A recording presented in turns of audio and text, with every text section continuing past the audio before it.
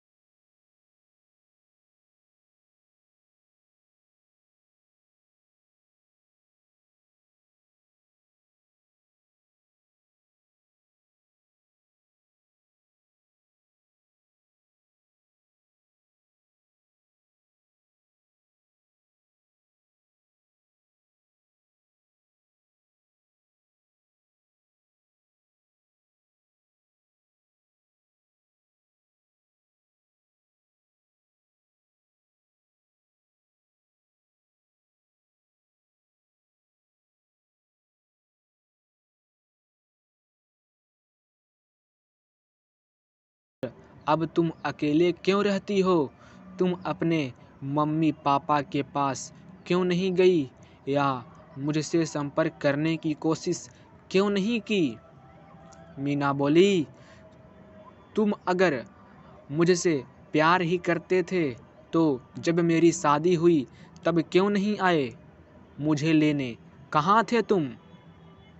उस वक्त मैं बिल्कुल अकेली हो गई थी और मजबूरी में शादी हो गई मेरी।